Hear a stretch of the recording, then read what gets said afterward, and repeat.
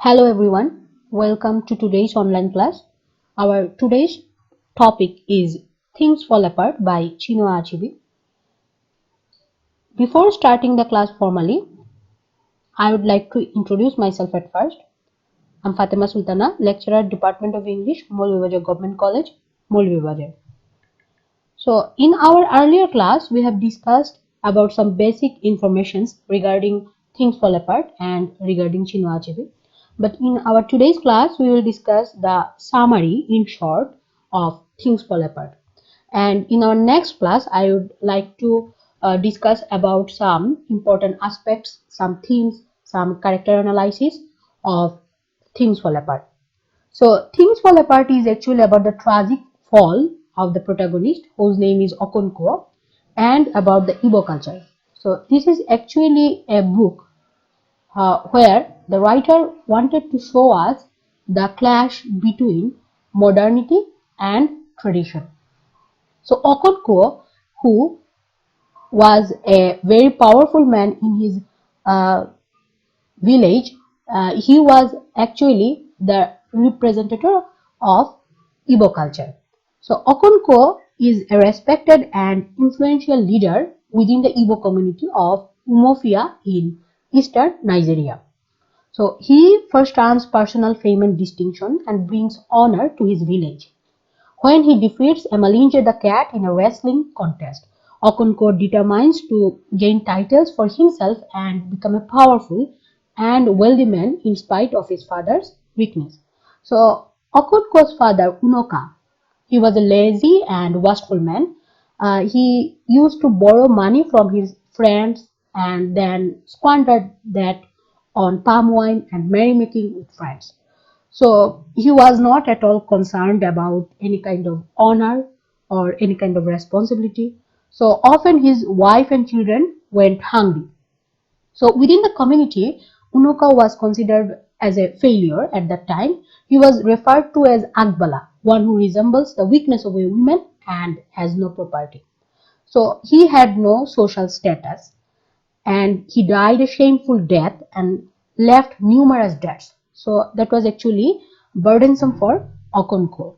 So Okonkwo had a father who was totally irresponsible and who used to spend his time in palm wine and music, and that's why Okonkwo didn't like his father, and throughout all his life he wanted to earn more respect from his clan and thus gain a powerful position in the village. So Okonkwo despises and resents his father's gentle and idle ways.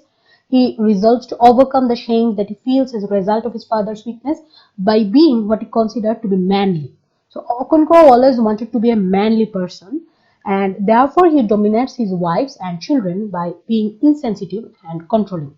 So he was a good wrestler and he earned lots of money and he has several wives and he has several children and he led a very manly life, uh, and also he tried to control everything throughout the novel. So because Okonkwo is a leader of his community, so now Okonkwo becomes a leader. He is a self-made person and he is asked to care for a young boy named Ikamafuna, who is given to the village as a peace offering by neighboring Movaina to avoid a war with Umofia. Ikamafuna befriends Okonkwo's son Novi, and Okonkwo becomes inwardly fond of the boy. So here we find several information regarding the village. There was a clash between Umofia and Movino, and in the dispute, Umofia uh, gained a boy whose name was Ikamafuna. And Ikamafuna was a young boy and he was sent to Okonkwo's house, and Okonkwo was going to take care of that boy before taking any kind of decision by the village leaders. So Ikamafuna becomes friends with Okonkwo's son Novi, and Ikamafuna was very active boy, and Okonkwo used to like Ikamafuna a lot, more than his own son actually. So over the years, Okonkwo becomes an extremely volatile man. He is apt to explode at the slightest provocation. He violates the week of peace when he beats his youngest wife, Ojiugo. because she went to braid her hair at a friend's house and forgot to prepare the afternoon meal and feed her children. Later, he severely beats and shoots a gun at his second wife, Ikuwefi, because she took leaves from his banana plant to wrap food for the feast of the new year. So here we have seen some cultures of Igbo culture, that is a week of peace. They maintain a week of peace, and at that time, no one can do any kind of violent activity. But Okonkwo was very angry with his third wife, and he beats his youngest wife, Ojiugo, and he also beats and shoots a gun at his second wife, Ikofi, because they had done some mistakes. So Okonkwo become punished by the village leaders. um because after the coming of the locust, Ogbuefi Ijuedar, the oldest man of the in the village, relates to Okonkwo a message from the oracle. The oracle says that Ikmafuna must be killed as a part of the retribution for the Umofian women killed 3 years early in Mubaino.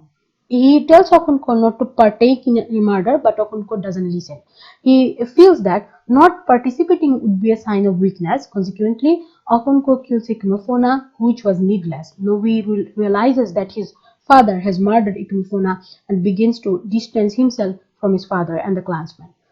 So, what we see here that the village leaders has taken decision regarding Ikamofona, and they sent a message to Okonko that they need to kill that boy Ikamofona. But they also understand that Okonko is a father figure to Ikamofuna, and Okonko has seen Ikamofuna as his son. So that's why they also told Okonko that you do not need to take part in this murder. But Okonko thinks that if he shows any kind of weakness towards his fatherly love, that he loves his son like boy Ikmefuna, so that will be a weakness and that will not be manly. So he decided to kill Ikmefuna without any hesitation, and eventually he killed Ikmefuna. And this whole thing was very heartless, and that's why Okonko's own son Novi became very shocked, and he realized that his father was actually a murderer to his own brother, who was actually a brother to Novi Ikmefuna. So Noe becomes very despised by the act of his father, and he begins to distance himself from his father and the clansmen. So he started to develop a anti view regarding the cultures of Umofia, and he started to maintain a distance with his father. So Okonko becomes depressed after killing Ikamafuna, though he killed himself, but he was very depressed because Ikamafuna was like a son to him. So he visits his best friend Obirika, who disapproves of his role in Ikamafuna's killing. So Obirika says that Okonko's act will upset the earth and the earth goddess will seek revenge. After discussing Ikamafuna's death with Obirika, Okonko is finally able to sleep restfully, but he is awakened by his wife Ikofi, the daughter Ejinma, whom Okonko is fond of, is dying. Okonko gathers grasses, barks, and leaves to prepare medicine for Ejinma. So we find the next name of Okonko's children, that is Ejinma. Ejinma is a daughter of Okonko, and Okonko is actually very fond of Ejinma. And we see that Ejinma is actually unwell, and Okonko is preparing medicine for his daughter. So a public trial is held on the village commons in the next chapter. 9 clan leaders, including Okonko, represent the spirits of their ancestors. So this is actually a trial system, and the 9 clan leaders were named as Igwego, who also represent the 9 villages of Mumufia. So Okonko does not sit among the other 8 leaders or elders. While they listen to a dispute between an estranged husband and wife, the wife Mogobafo had been severely beaten by her husband. Her brother took her back to their family's village, but her husband wanted her back home. The Igwego tell the husband to take wine to his in-laws and beg his wife to come home. One elder wonders why such a trivial dispute would come before the Igwego. So here we see another culture of Umofia, that is they used to held trial in the name of their ancestors, and 9 clan leaders become nine ancestors, like the spirits of nine ancestors, and they used to make decision on different issues. So in the next chapter, in her role as priestess, Shiloh takes Ikwefu. We find another character. She's a priestess, and her name is Shiloh. And she tells Ikwefu, Okonko's second wife, that Agbala is actually the oracle of the hills and caves, needs to see Ejima because Ejima is sick. We already know that.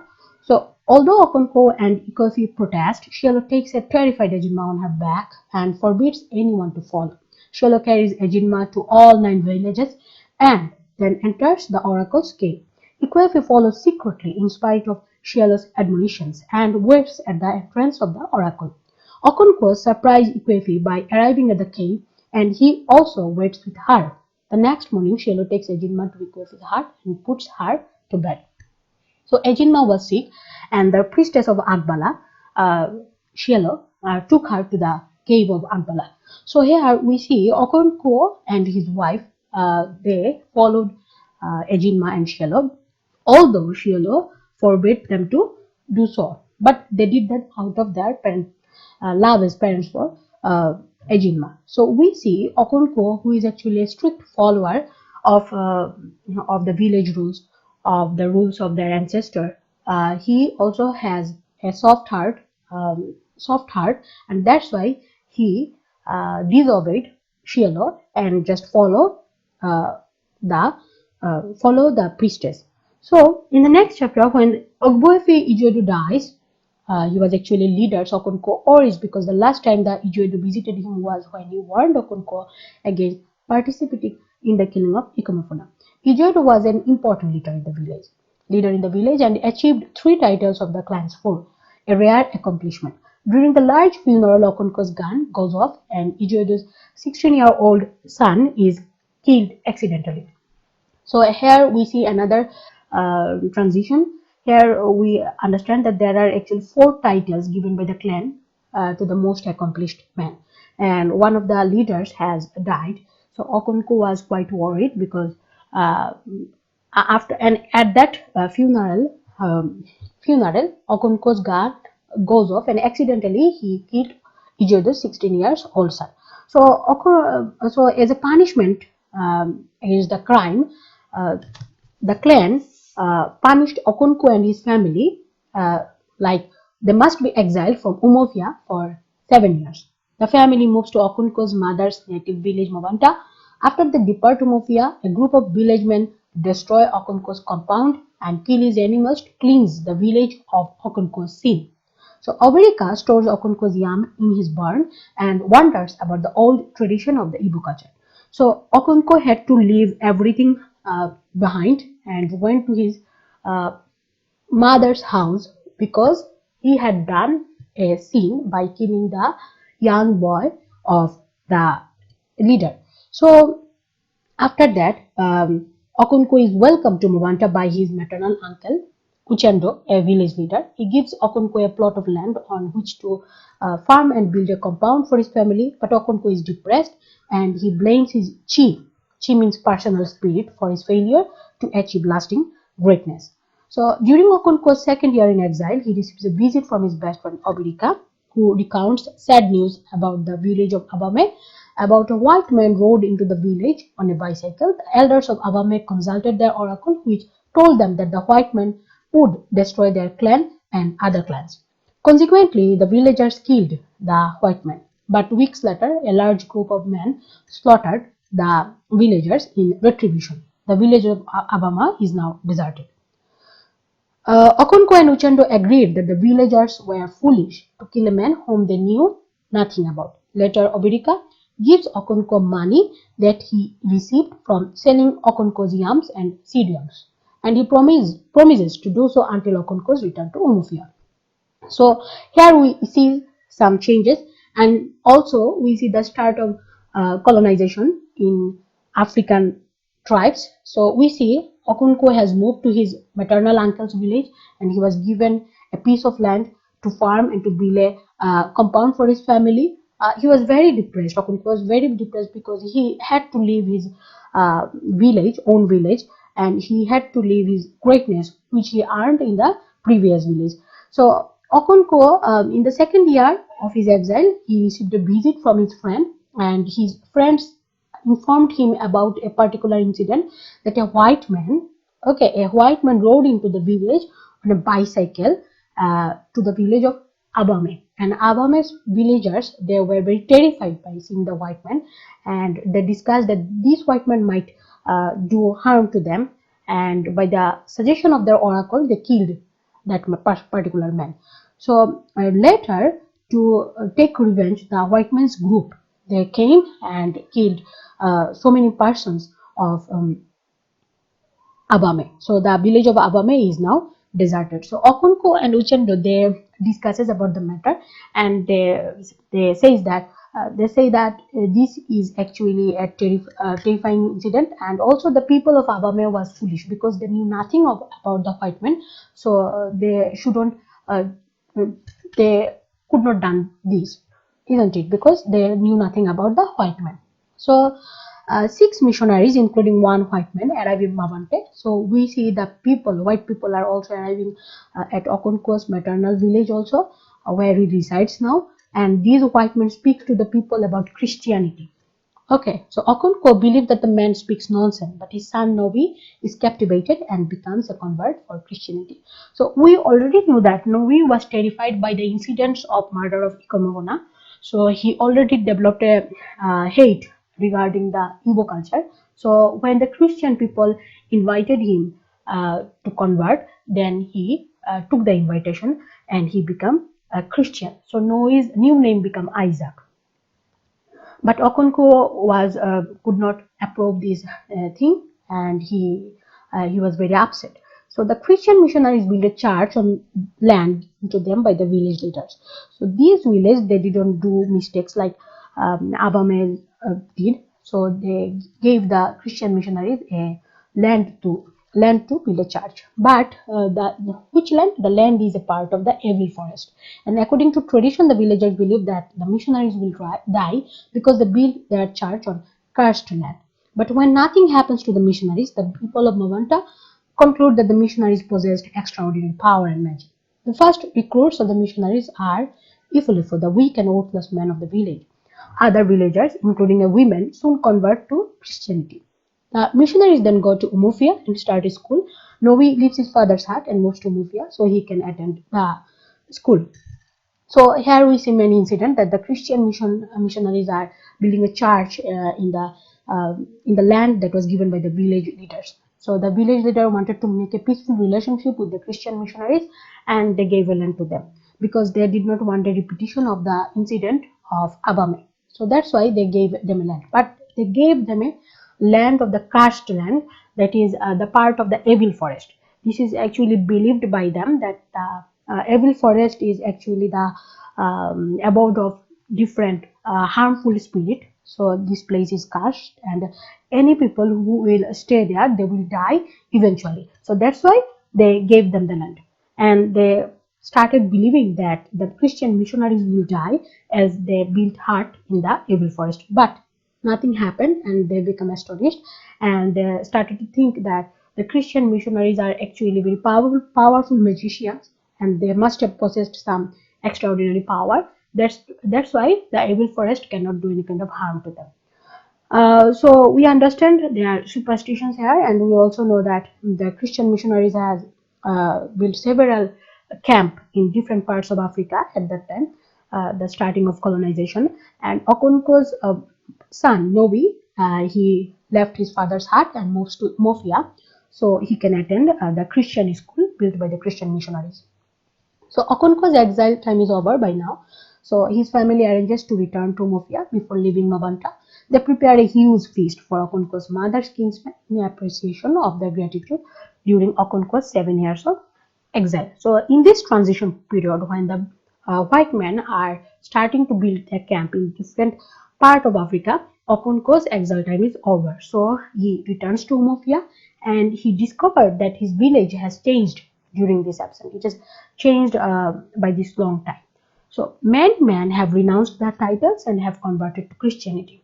Those persons, especially like Okonkwo's father, who was thought to be worthless by the society, they converted to Christianity easily. So the white men have built a prison also. Okay, not only school, not only church, they have built a prison, and also they have established a government. Okay, and court of law where people are tried for breaking the white man's law. So the white man has already built a whole state. Okay, they have built a they have established a government, they have set prison, they have set laws, and if anyone breaks the laws, they will be punished. They will be punished and they will be thrown into the prison. So they also employ natives of Umofia.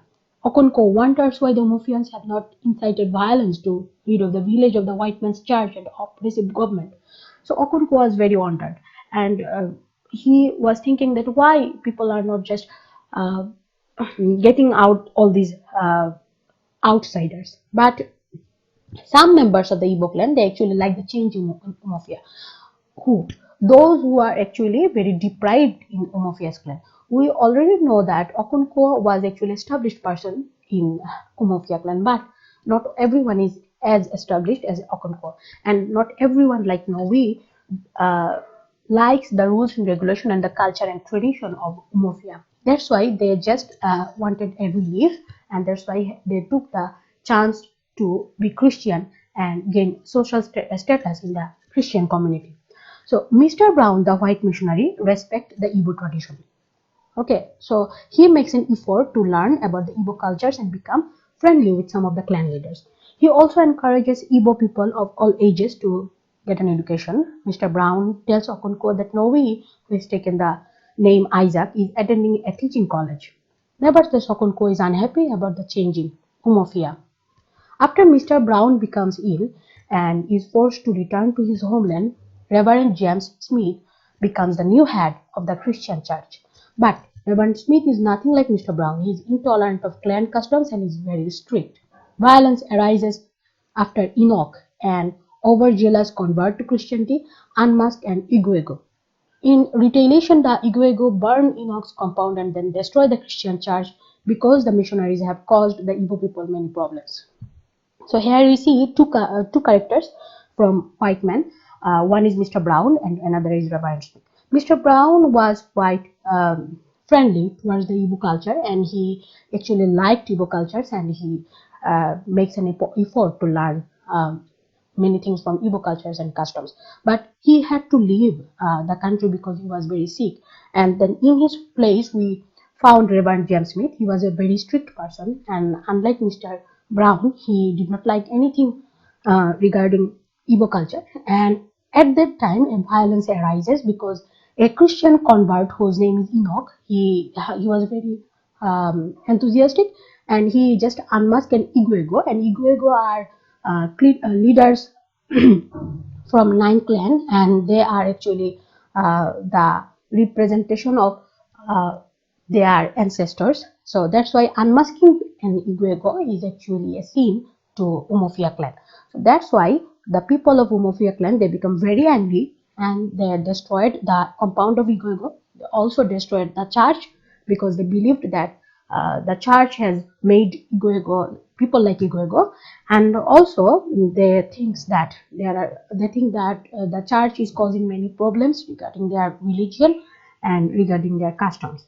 So when the district commissioner returns to Mufia, he learns about the destruction of the church and asks six leaders of the village, including Okonko, to meet with him. The men are jailed until they pay a fine of 250 bags of cowries. The people of Mufia collect the money and pay the fine, and the men are set free.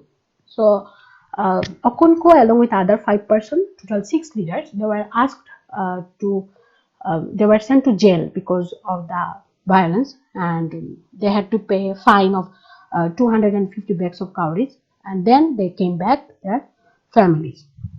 So the next day, at a meeting for clansmen, they set a meeting for clansmen. 5 court messengers who intend to stop the gathering approach the group. Suddenly, Okonko jumps forward and beheads the man in charge of the messenger with his machete.